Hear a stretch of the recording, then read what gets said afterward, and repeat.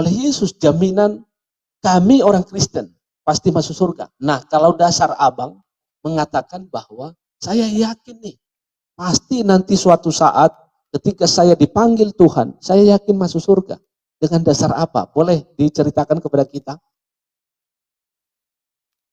Yesus akan hadir. Alkitab mencatat itu, Yesus akan datang yang kedua kali. Nah, bagi abang mengatakan bahwa Nabi Muhammad adalah Nabi yang terakhir. Nah, sebenarnya yang terakhir yang mana? Yesus atau siapa? Gini bang, Islam. Oke, baik. Ya, silakan. Oke, berarti jalan keselamatan hanya pada Yesus. Menurut abang betul? Betul. Hanya melalui Yesus orang bisa selamat masuk surga. Di luar Yesus pasti binasa. Terus bagaimana orang yang hidup sebelum Yesus? Oke, itu adalah pernyataan yang bagus. Iya, silakan jawab. Jadi bagaimana orang bisa selamat sebelum Yesus hadir ke dunia secara fisik? Bukankah begitu pertanyaannya? Ya, bagus. Itu suatu pertanyaan yang bagus sekali. Yang jarang sekali terpikirkan bagi sebagian orang. Tetapi abang ini memiliki pertanyaan yang bagus. Dan mudah-mudahan nanti setelah saya menjawabnya, abang tergerak hatinya. Amin. Tepuk tangan dulu dong. Oke, baik. Bang, itu memang kita perlu mengetahui dulu bahwa Yesus itu sudah ada sebelum dunia dijadikan. Karena Yesus itu adalah firman yang telah menjadi manusia. Oke, jelas ya sampai di situ pertama. Nah, yang kedua, bagaimana orang yang sebelum Yesus lahir menjadi daging atau menjadi manusia, bagaimana mereka memperoleh keselamatan itu? Bagaimana mereka bisa masuk surga? Bagaimana caranya? Kan Yesus belum lahir. Yesus lahir di awal Masehi atau di 0 Masehi. Nah, bagaimana orang bisa selamat sebelum itu? Bagaimana mereka bisa masuk surga? Sedangkan di sisi lain mengatakan dan Alkitab berkata hanya melalui Yesus orang pasti selamat. Nah, itu satu pernyataan yang menarik dan di luar sana ada banyak orang yang tidak sampai ke sana. Maka saya menjawab, intinya adalah orang-orang perjanjian lama itu, makanya ada para nabi di sana dan segala tulisan-tulisan dalam perjanjian lama itu menubuatkan tentang kedatangan Kristus. Jelas bang? Oke, ingat ya. Orang-orang perjanjian lama itu, baik itu mereka profesinya sebagai nabi dan juga profesinya sebagai raja, misalnya Daud. Mereka menubuatkan seorang yang akan lahir. Siapa dia? Kita kenal dalam perjanjian baru adalah Kristus. Maka semua orang di perjanjian lama itu adalah percaya nanti akan lahir yang disebut, yang kita kenal adalah Yesus Kristus dan disebutkan di dalam Al-Quran adalah Isa Al-Masih. Luar biasa. Jadi orang selamat itu adalah orang-orang perjanjian lama karena mereka percaya Yesus yang akan lahir ribuan tahun. Maka kita di hari ini juga percaya Yesus yang pernah lahir 2025 tahun yang lalu. Maka yang menjadi sentralnya adalah, yang menjadi pusatnya adalah Kristus. Orang-orang perjanjian lama percaya Yesus yang akan lahir ribuan tahun. Dan orang-orang perjanjian baru percaya Yesus yang telah lahir ribuan tahun yang lalu. Maka yang menjadi sentralnya adalah Kristus. Maka disitulah orang memperoleh keselamatan. Amin semuanya, saudaraku.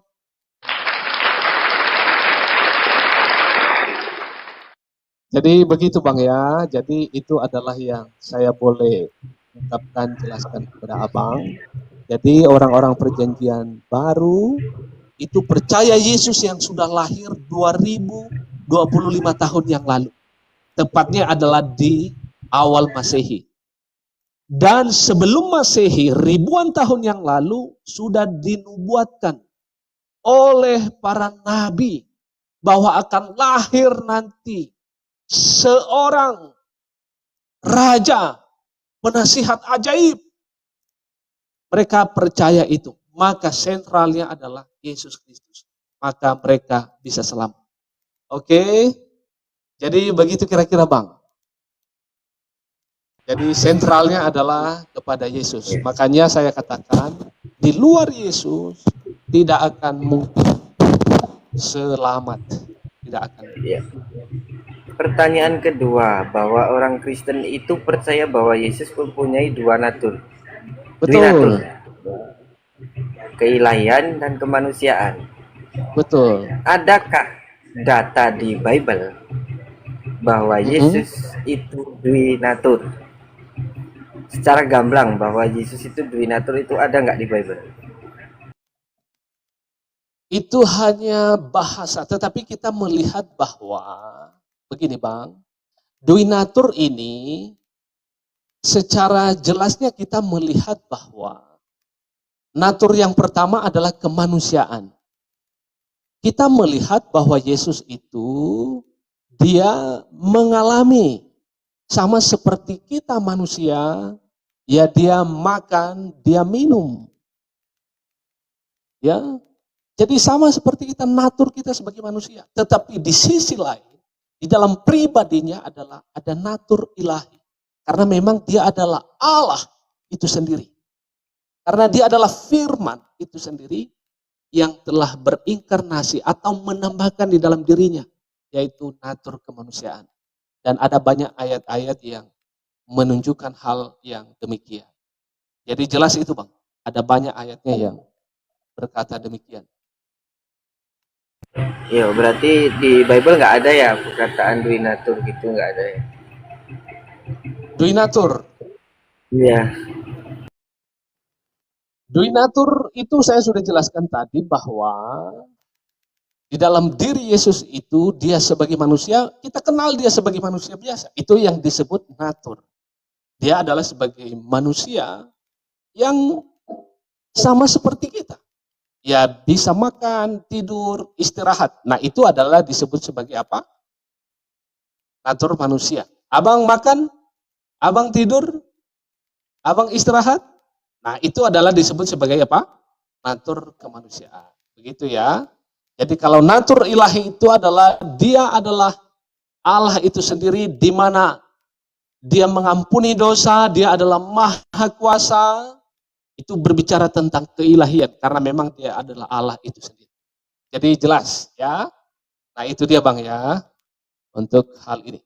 Ngomong-ngomong abang ini sudah percaya belum? Sudah pasti belum? Pasti masuk surga? Pernah. Kalau saya yakin aja sama kepercayaan saya yakin saya masuk surga. Itu aja. Yakin? Kepercayaan saya dengan yang... dasar apa abang ini? Gimana? Dengan dasar apa abang ini pasti masuk surga? Ya atas dasar ya iman percaya. Iman percaya. Iya. Ya Mungkin misalnya iman kalau kami contoh nih ya, kita diskusi biasa saja. Kalau kami itu yakin karena memang diucapkan oleh Yesus sendiri. Itu dikatakan misalnya Bang di dalam Yohanes, dia berkata demikian, akulah jalan dan kebenaran dan hidup. Tidak ada seorang pun sampai kepada Allah. Di mana tempatnya Allah? Di surga. Maka Yesus berkata tidak ada seorang pun sampai kepada Allah kalau tidak melalui dia, melalui Yesus Kristus. Maka itu adalah hanya satu kalimat. Hanya satu dari, ada banyak ayat yang lain yang memang diucapkan sendiri oleh Yesus, jaminan kami orang Kristen. pasti masuk surga. Nah, kalau dasar abang mengatakan bahwa saya yakin nih, pasti nanti suatu saat ketika saya dipanggil Tuhan, saya yakin masuk surga. Dengan dasar apa? Boleh diceritakan kepada kita?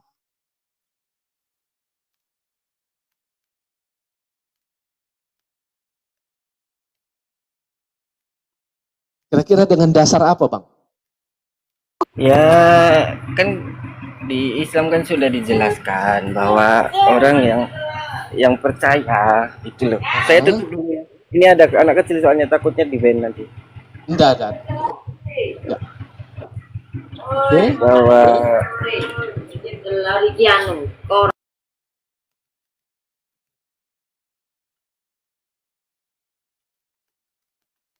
ya bahwa percaya bahwa dengan memeluk Islam itu akan dijanjikan surga dan keselamatan. Ya karena percaya bahwa Nabi Muhammad itu ya utusan penyampai firman. Seperti seperti halnya Yesus. Yesus juga penyampai firman sebenarnya gitu. Okay. Kalaupun di Yohanes 1 ayat 14 bahwa firman itu telah menjadi manusia, bahwa konsep itu mutlak sebagai manusia, maka di situ akan gugur dalam sendirinya waktu penyalipan gitu loh Bang. Bahwa firman itu tidak kekal yang menjadi manusia itu. Silakan jawab Bang.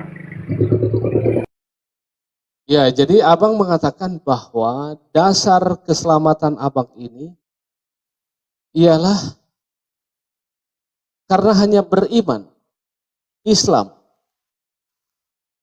tanpa ada dasar apa begitu. Misalnya kalau di Kristen itu jelas, selain Yesus menjamin dan Yesus mengorbankan dirinya sebagai tebusan dosa sehingga sampai dia disalibkan. Nah, kalau saya boleh tahu nih apa yang menjadi suatu jaminan seperti itu, apa yang menjadi suatu dasar sehingga Anda itu begitu yakin pasti akan memperoleh nanti kerajaan surga itu.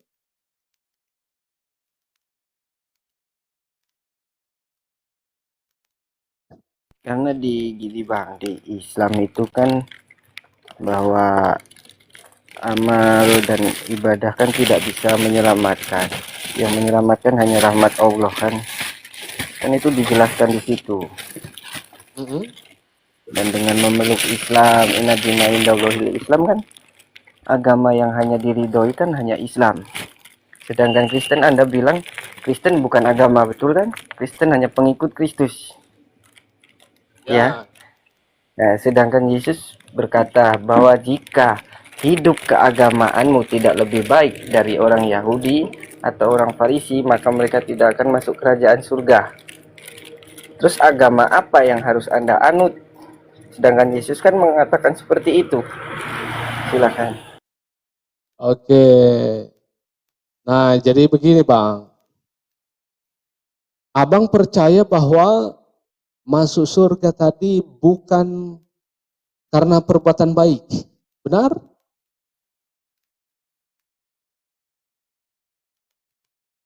Jadi dengan dasar apa abang pasti masuk surga?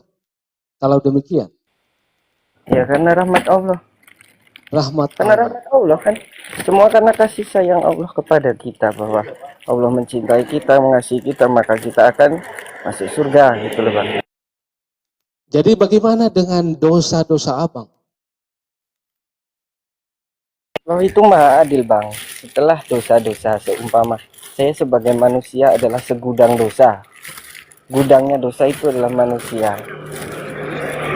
Dengan firman Allah yang bertobatlah, apapun pertobatan itu maka akan diampuni. Bahkan Yesus pun di agama abang menyuruh abang pun berdoa jika bertobat jikalau abang berdosa, betul kan? Oke, jadi dengan dasarnya Anda pasti yakin masuk surga. Jadi karena diampuni, bukan karena perbuatan baik.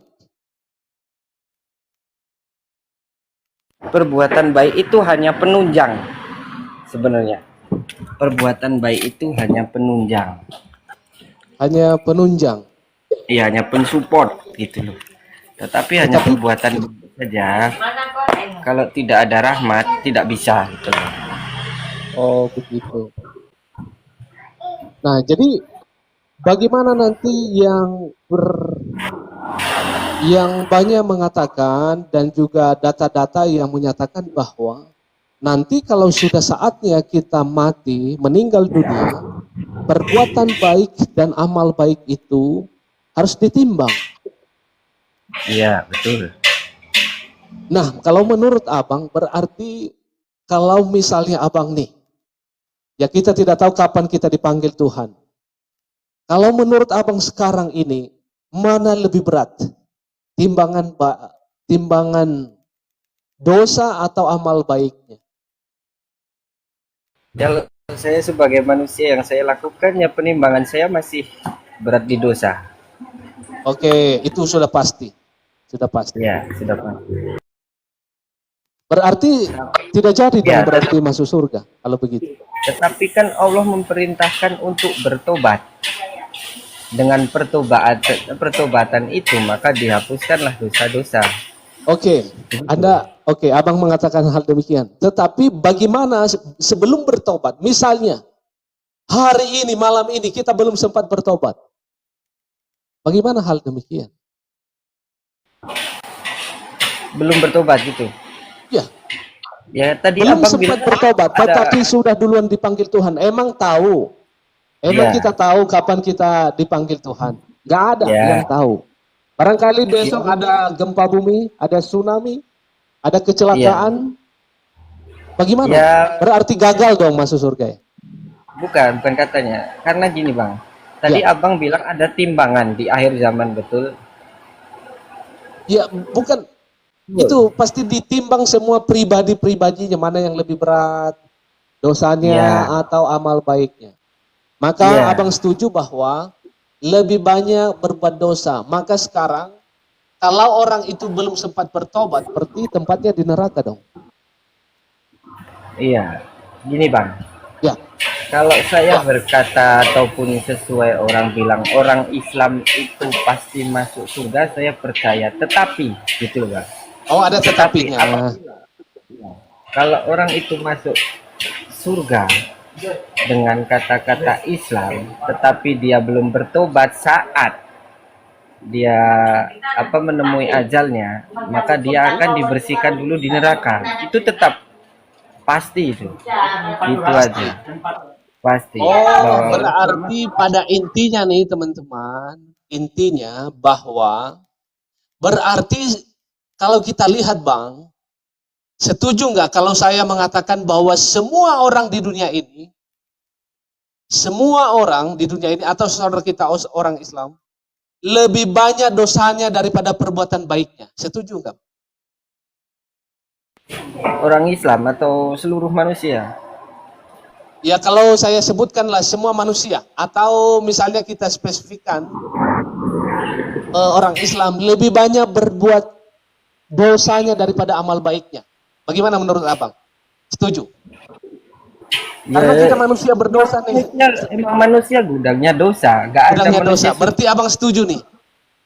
Setuju. Setuju. Berarti Bang, berarti kalau begitu Abang menyatakan demikian, berarti semua nanti orang Islam masuk di neraka, digodok dulu berarti, disucikan dulu berarti. Ya, dibersihkan dulu.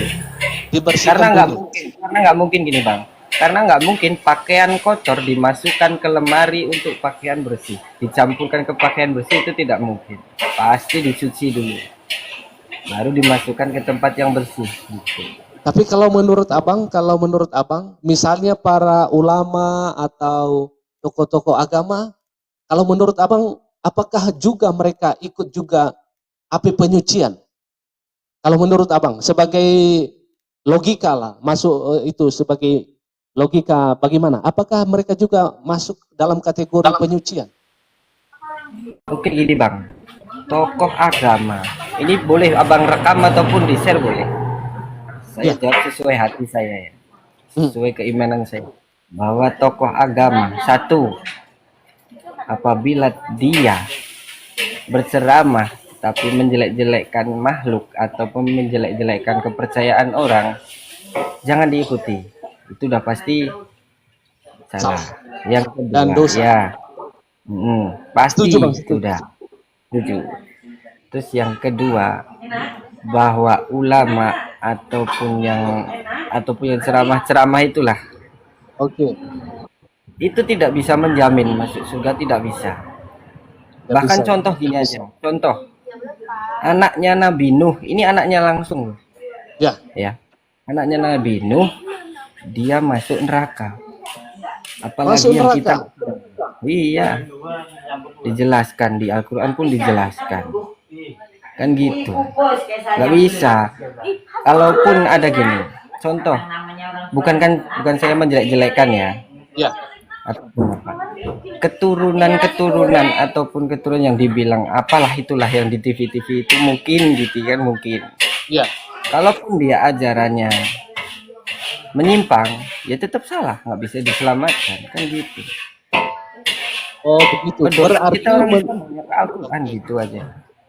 Berarti abang setuju bahwa nanti saudara kita atau menurut kepercayaan abang mengatakan bahwa semua saudara kita orang Islam itu harus mendatangi neraka dulu dengan atas dasar dalam pengertian dan pemahaman abang ini, karena manusia itu adalah gudang dosa. Jadi semua nanti saudara kita orang Islam ini pasti masuk neraka. Nah, masuk nerakanya itu adalah dicuci dulu, dibersihkan dulu, baru nanti dipindahkan. Begitu ya? Dipindahkan atau bagaimana itu posisinya, Bang? Boleh jelaskan Iya. kepada kita? Yang bergudang dosa satu, kalau kecuali yang tobat tadi kita udah bahas yang tobat ya. Oke. Ini dengan kematiannya dia yang contoh syahid, waktu melahirkan Oke. ibunya meninggal, ibunya masuk surga. Orang tua seorang ayah mencari nafkah meninggal, dia masuk surga karena syahid. Oke. Itu beda. Tetapi kalau kayak saya tidak melakukan waktu pahala ataupun apa, namanya dosa tetap melekat. Saya belum bertobat ataupun saya tidak mencari nafkah ataupun di jalan Allah, saya tetap akan terhitung dosa dan akan dibersihkan dulu di neraka. Saya yakin itu. Oh, begitu. Berarti, Bang, ada nggak ayat yang menyebutkan itu durasinya berapa lama?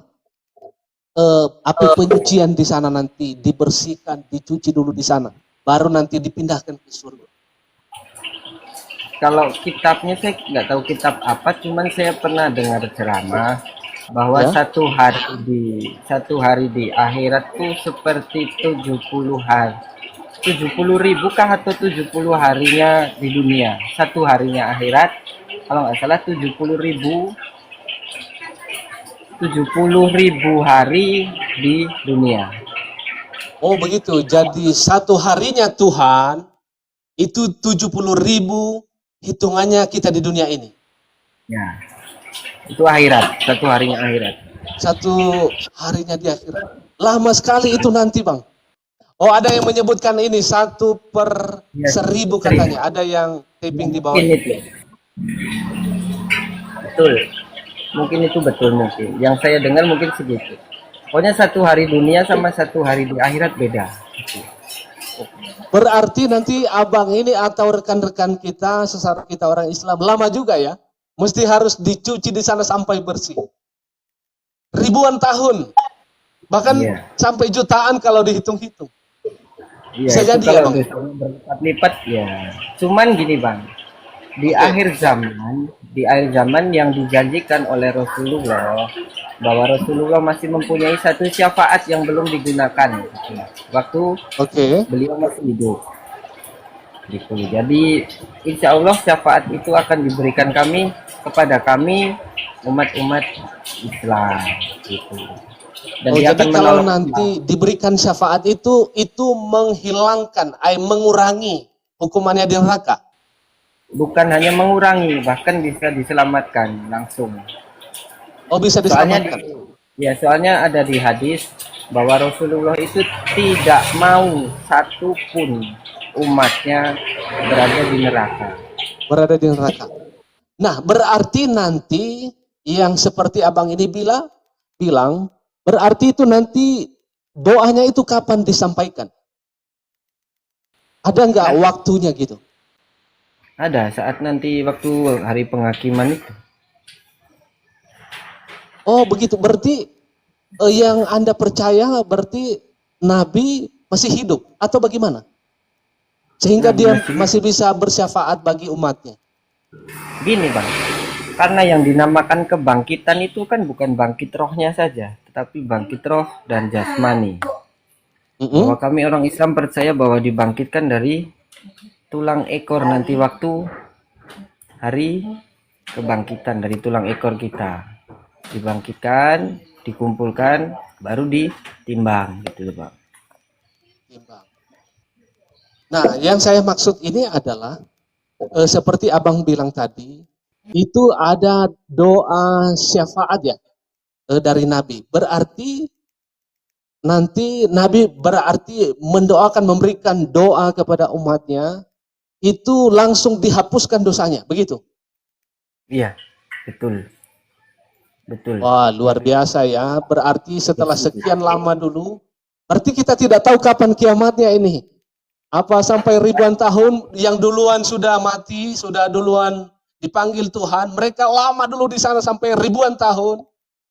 Baru kita tidak tahu kapan lagi nanti ada kiamat. Baru nanti ada doa syafaat dari Nabi. Mereka sengsara dulu di sana Tidak ada berarti. yang tahu. Kiamat tidak ada yang tahu. Nggak ada yang tahu. Bahkan Nabi Muhammad pun tidak ada, cuma memberikan ciri-ciri akan datangnya kiamat. Ciri satu, ya munculnya Dajjal. Nanti yang ini. Oke.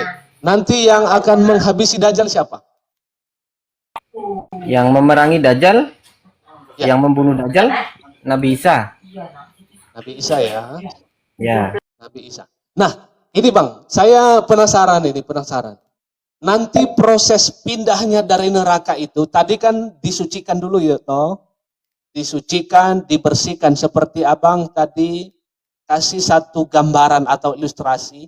Tidak mungkin kain kotor itu dimasukkan dalam lemari, betul? Nah, nanti setelah di dalam neraka itu, semuanya saudara kita ini, karena dosanya lebih banyak, dimasukkan dulu di sana selama ribuan tahun di sana, karena tadi abang mengatakan bahwa satu hari itu dibanding dengan 1000, begitu ya? Nah, prosesnya itu saya dengar-dengar itu ada jembatan. Apa itu maksudnya? Jembatan Shirathul Mustaqim, betul. Nah, itu seperti apa itu? Juga saya penasaran nih. Ya, menurut hadis sih jembatan Shirathul Mustaqim itu seperti rambut manusia dibelah menjadi 7 dan tajamnya melebihi pedang. Jadi sehelai rambut kita ini, sehelai saja. Ya, lebih dibelah lagi setipis 7 bagian. 7. Tipis banget itu ya? Iya. Bukan kita memasuki neraka waktu perkataan itu, tetapi hanya melewati, bahwa jembatan Shirathul Mustaqim itu kita melewati di atasnya neraka. Gitu. Oh, itu. Kalau yang tidak selamat, ya, kalau yang tidak selamat mereka tergelincir ya masuk neraka. Kalau yang selamat sudah pasti masuk surga. Gitu. Oh, berarti masih ada tantangan nih. Selain sudah disucikan dari neraka ribuan tahun, baru mau naik ke jembatan itu sudah tipis, setipis rambut ini 7 bagian lebih tipis dari situ, dan tajamnya ada lebih tajam daripada pedang bermata 2. Jelas? Iya, betul. Nah, berarti kalau orang yang tergelincir masuk lagi dong. Iya, kalau tergelincir sudah pasti masuk neraka, sudah pasti tidak selamat. Luar biasa. Ini tujuan umat Islam untuk berkorban satu, yaitulah membantu untuk melewati jembatan Shirathul Mustaqim itu. Di situ tujuan orang Islam berkorban. Yang kedua taat sholat, sedangkan di jembatan Shiratul Mustaqim itu dijelaskan bahwa ada orang yang sampai ke tujuan surga Oke. akan seperti melebihi kecepatan cahaya. Ada yang merangkak, ada yang jalan, ada yang lari. Gitu loh Bang. Itu sesuai Oh dosanya begitu. Oke, masing-masing. oke, oke. Luar biasa. Nah, yang terakhir ini Bang, yang terakhir Bang, kita sudah lama berdiskusi. Saya banyak belajar juga dari Abang ini. Memang luar biasa ini. Oke, yang terakhir, menurut Abang, siapa nabi paling terakhir? Menurut saya Nabi paling terakhir Nabi Muhammad Sallallahu Alaihi Wasallam. Nabi terakhir. Nah, bagi orang Kristen, Bang, batasnya itu adalah Yesus, tetapi nanti dikatakan bahwa Yesus akan hadir. Alkitab mencatat itu, Yesus akan datang yang kedua kali. Nah, bagi Abang mengatakan bahwa Nabi Muhammad adalah nabi yang terakhir. Nah, sebenarnya yang terakhir yang mana? Yesus atau siapa? Gini Bang, Nabi Isa datang kembali ke dunia bukan menjadi nabi terakhir, bahkan beliau Nabi Isa menjadi pengikut Nabi Muhammad, dan dijelaskan di hadis bahwa saat Nabi Isa turun untuk memimpin sholat, beliau tidak mau menjadi imam, dia maunya menjadi makmum. Dan yang kedua, bahwa Nabi Isa turun ke dunia untuk memerangi Dajjal, menghancurkan salib, membunuh babi. Itulah tugas Nabi Isa. Itu loh Bang. Oke, Bukan jadi menjadi ini nabi kita terakhir, bicara bukan. kehadiran. Kalau misalnya kita bicara kehadiran, yang datang paling akhir, ya kan? Yang datang paling akhir kan, misalnya ini kan persepsi Abang dengan saya itu berbeda. Tetapi mari kita diskusikan saja dengan santai, sebentar saja beberapa menit ke depan. Jadi bagi kami, yang terakhir itu penutup itu adalah Yesus. Karena kenapa? Dia datang lagi yang terakhir nanti. Dan Alkitab mencatat itu. Bahkan juga saudara-saudara kita atau Abang pasti mengakui itu, bahwa dia datang yang kedua kali nanti, dan itu dicatat di kitab sucinya Abang. Bagaimana kira-kira apa tanggapan Abang dalam hal ini? Bang, saya jelaskan bahwa Nabi Isa itu datang bukan menjadi nabi terakhir. Beliau sudah ada sebelum Nabi Muhammad. Berarti itu bukan nabi terakhir. Karena kedatangan kelahiran Nabi Isa waktu ada di dunia itu kan menurut orang Islam nabi ke-24. Jadi beliau ini sudah ada dulu gitu loh. Sudah ada, kemudian ditutup oleh Rasulullah SAW, dan Nabi Isa ini dipercaya oleh umat Islam. Beliau itu diangkat ke surga, diangkat ke langit gitu loh. Ya. Nanti akan turun lagi untuk membunuh Dajjal itu. Bukan dia nabi terakhir. Iya, menghakimi. Menghakimi siapa? Bukan menghakimi kita umat Islam, bukan. Oh, bukan menghakimi orang Islam. Menurut data Al-Qur'annya. Kalau data Al-Qur'an untuk menghakimi orang yang menuhankan dia gitu. Oh, itu menurut Al-Qur'an. Oke. Iya. Saya Al-Qur'an seperti itu.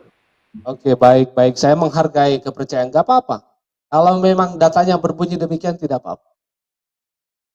Oke, jadi bagi kami, kehadiran Yesus Kristus ke dunia adalah memang menghakimi dan sebagai penegasan bahwa siapa yang telah percaya kepadanya itu akan ditegaskan bahwa dia selama-lamanya di surga. Dan barang siapa yang tidak percaya kepadanya, menolak dia, maka ditegaskan dia selama-lamanya di dalam neraka yang kekal. Bagi orang Kristen tidak ada api penyucian. Bagi kami yang Protestan, secara khusus yang Reform, tidak ada api penyucian. Yang ada adalah Alkitab berkata itu kalau tidak hitam putih, kalau tidak neraka dan surga. Maka kalau orang Kristen mati, kalau dia bukan sungguh-sungguh orang Kristen, maka tempatnya adalah di neraka.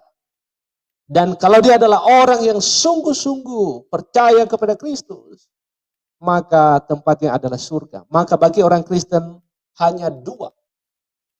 Kalau bukan hitam putih, kalau bukan neraka, surga. Tetapi saya menghargai Abang mengatakan bahwa kami memang, kita mengakui bahwa memang kami adalah, atau Abang beranggapan bahwa kami adalah gudang dosa, dan kalau kami mati pasti dulu mendatangi neraka, disucikan dulu, lalu setelah itu nanti diangkat. Begitu ya Bang ya? Dalam proses nanti lewat dulu jembatan yang Abang sebutkan.